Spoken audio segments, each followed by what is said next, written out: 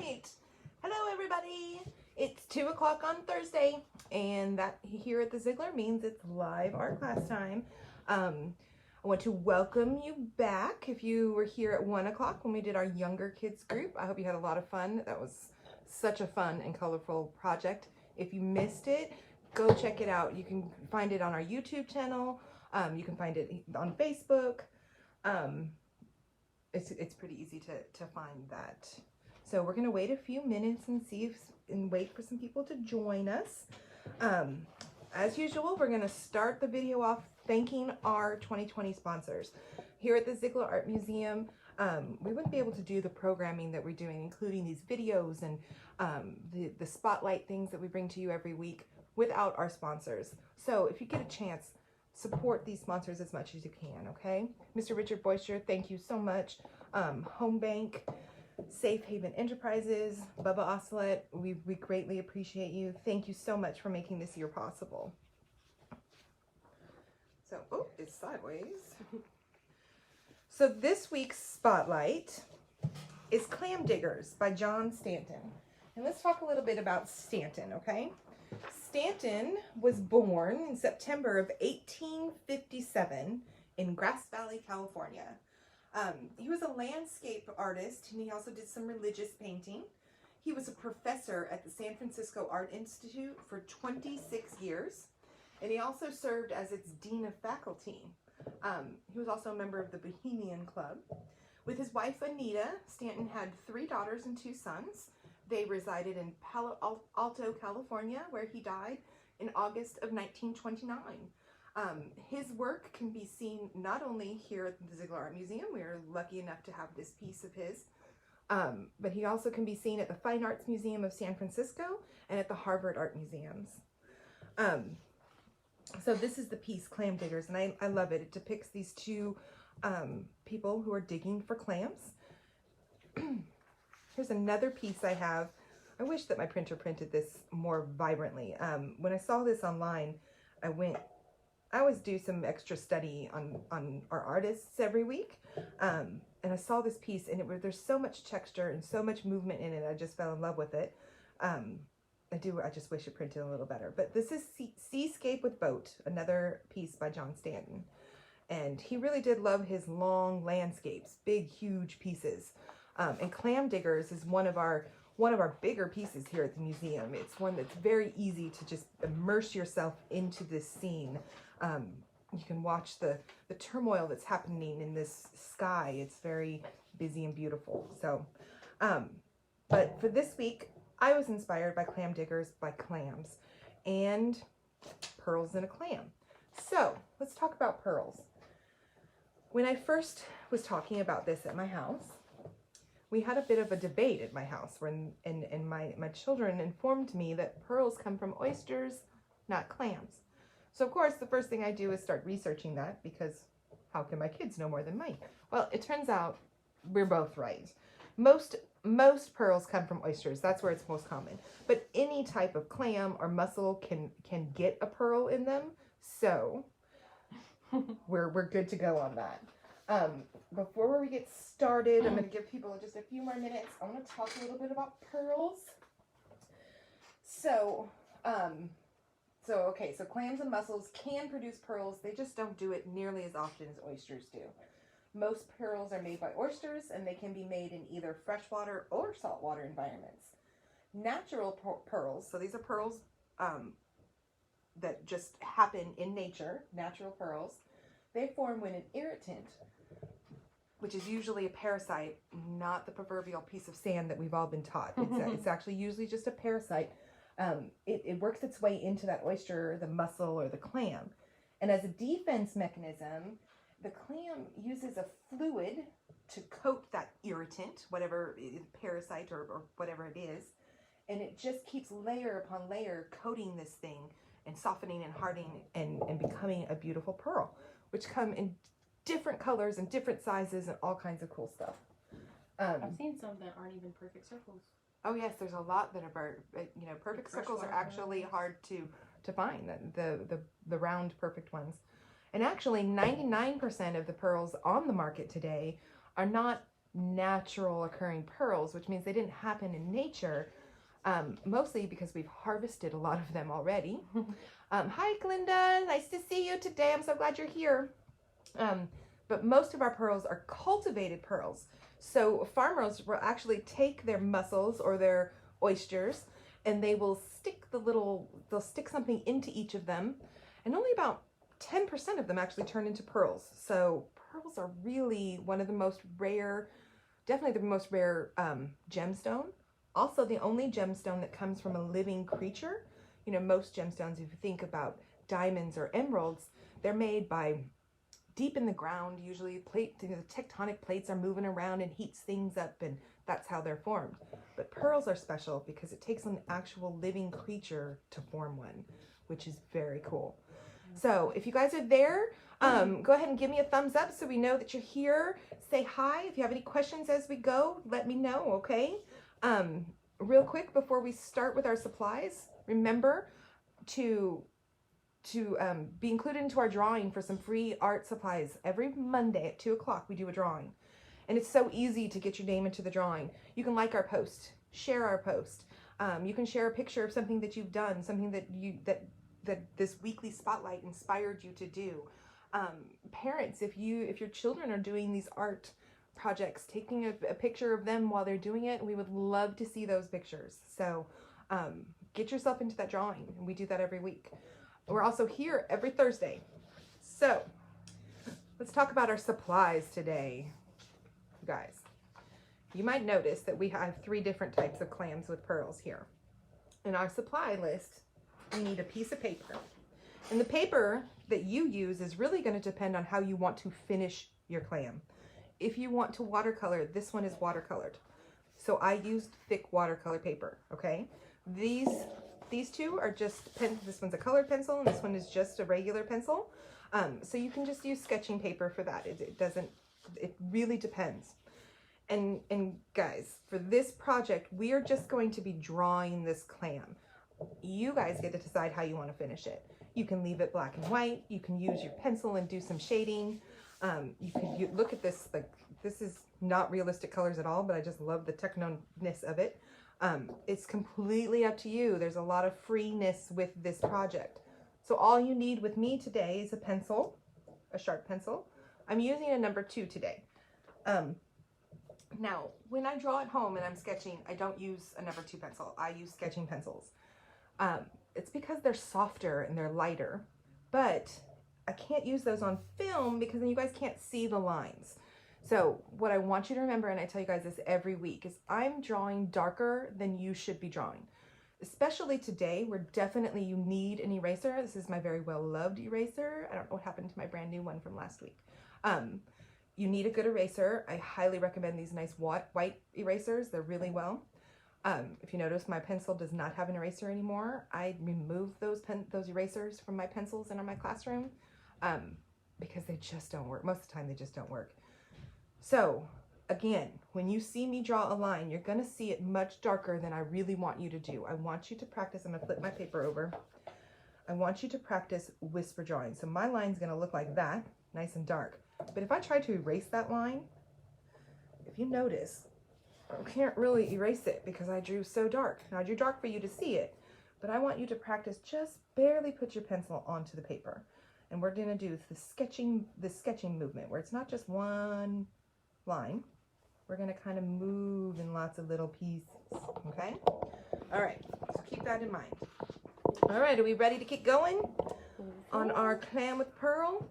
Now, some of you might be intimidated by this. Don't worry, I'm going to walk you through it. This is going to be easier than it looks, okay? So let's get started. You're going to start in the center of the page, okay? And right in the very center is where we're going to make our pearl. And I'm just going to start. Now, you don't have to have it's a perfect circle yet, okay? As we work, we're going to get it a little, remember, I'm drawing darker than you should in case you have to erase. So we're just going to draw a pearl. Mine's not very centered, but that's okay. It'll give it a little interest. Oh, but I'm only drawing like half a pearl. I'm not drawing the whole thing. If you want to go ahead and draw the whole circle, you can. But I know that it's going to sit on this bed, which is technically, I guess, the meat of the muscle of the clam. I don't know. All right, so we have this circle shape here. And you see it's about the size of a dollar coin. A little bigger than a quarter, okay? Next part we're gonna add, let me see, I think this one will be easier for me to show you where we're gonna work at a time. So now we're gonna work on these lines right here, okay? And if you notice, it's just simply a slight little hill, really. You're gonna start out here on the left side of your pearl, and we're gonna go up and come down. I don't mind that. Actually, I do mind that. I want my bump to come down sooner than that. You see how hard it was for me to erase, you guys? Make sure you're not drawing as dark as Miss Jessica. There we go. I'm gonna go like that, and I'm gonna do a different bump right there. There, kind of like that.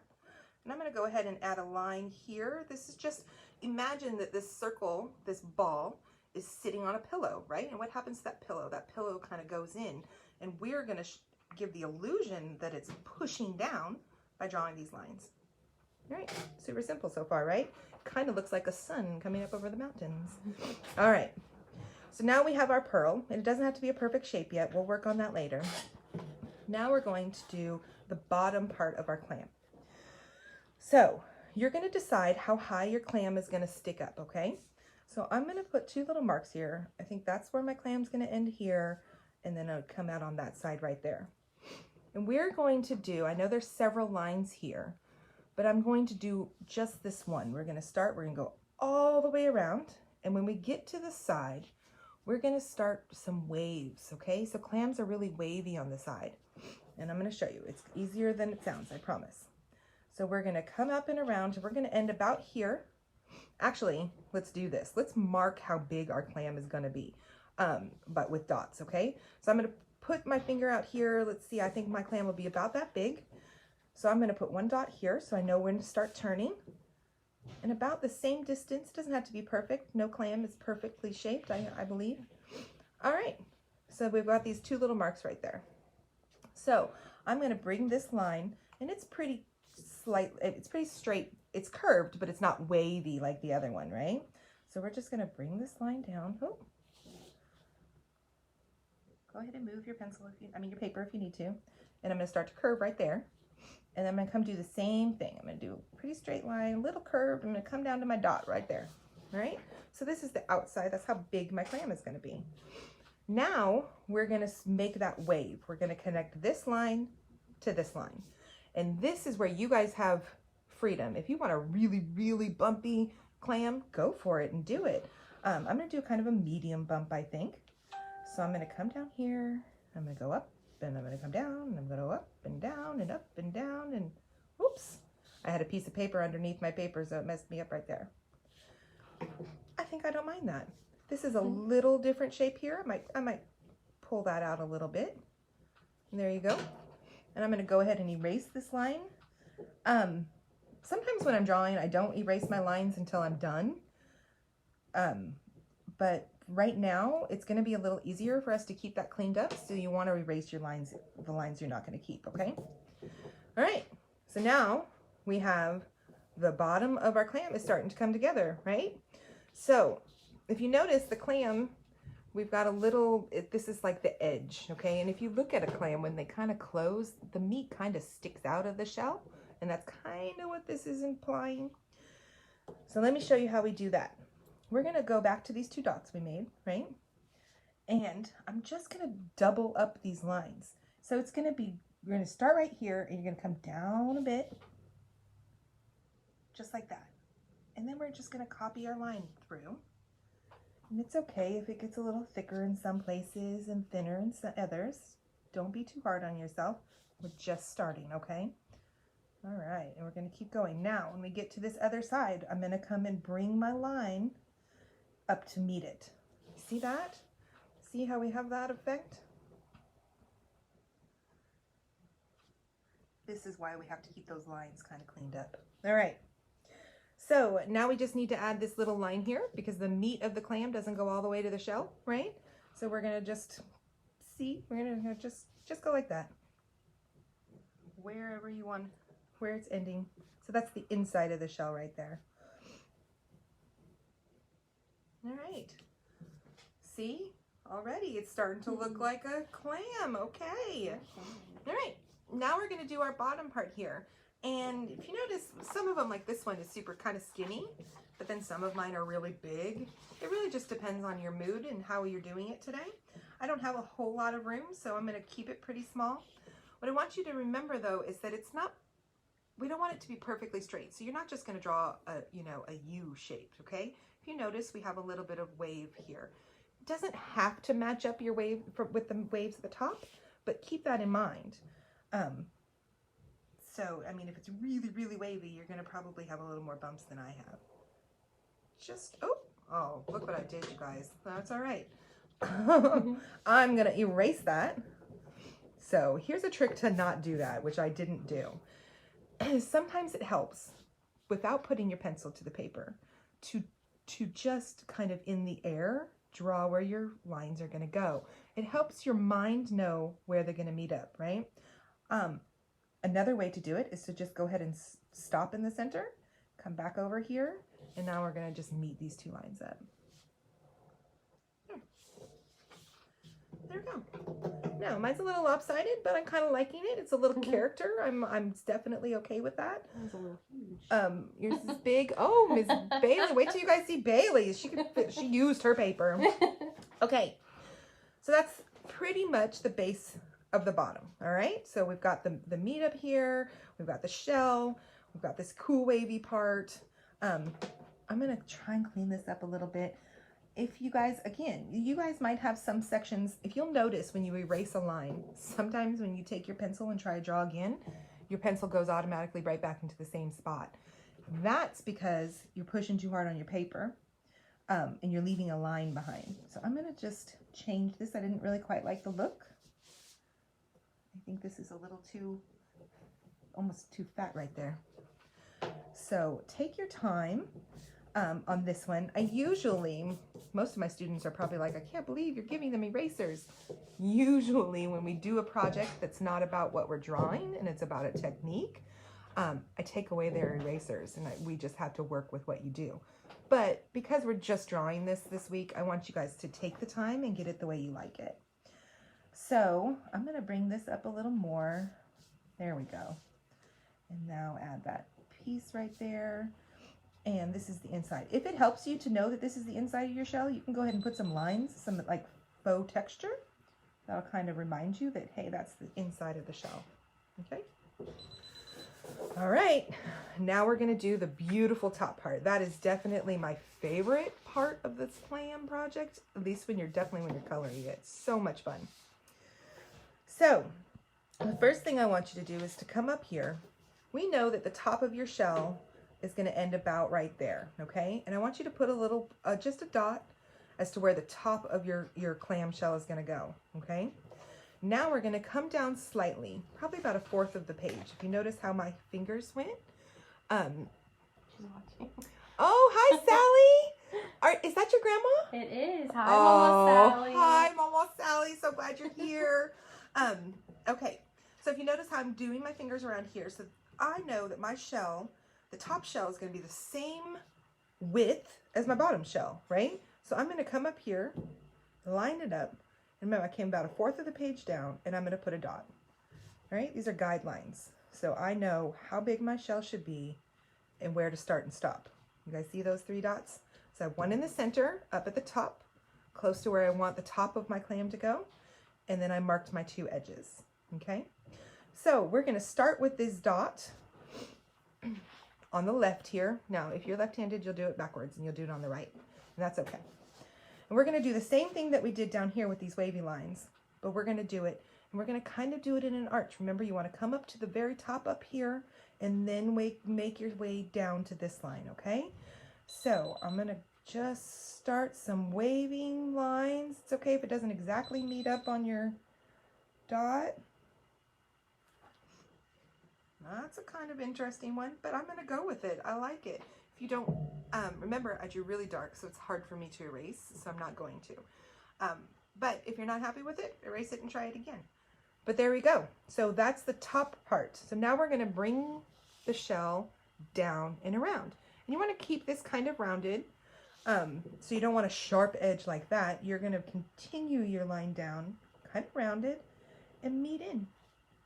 And I come in about an inch from my pearl. I'm going to do the same thing over here. I'm going to come kind of round this off. See how pointy that was? I'm just going to use my eraser and round it off. Come around and back down. Again, this doesn't have to be perfect.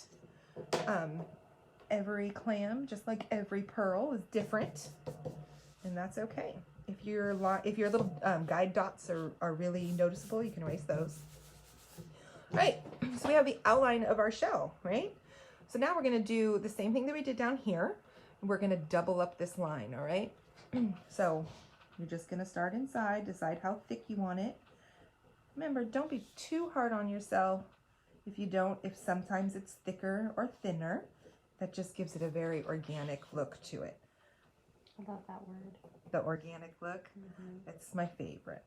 So you notice how I'm just kind of, this is sketching, you know, I'm not just drawing a line. Sometimes I do, but that's when I usually mess up, huh? So I'm just gonna double this line up, super easy. Take your time. Follow your first line. All right, gonna come back around. Meet up. That was super simple, right? Okay. Now, we're gonna add the lines. So if you look at your clam, you're gonna decide where your lines are gonna come. And really, this is just to kind of give us some movement. Remember, we talked about movement in art and how lines can help do that. This is just going to give it some interest so that we can see, I don't know if you guys can see that, so that you can see how it's moving and coming down into there, right? So I'm going to choose where my bumps go up, okay? That's where my line is going to come down. So I'm going to start right here at this bump, and I'm going to come down at almost an angle. If you guys kind of notice, it's kind of the same angle. This one right here at the top, I'm going to come straight down like that. This one right here is, again, it's not at this, it's kind of at an angle. And again, that's going to give us that movement of the shell. Think about what that shell looks like. Do another one. Come down right here. And it doesn't have to all meet at the very center. If you notice here, this line doesn't.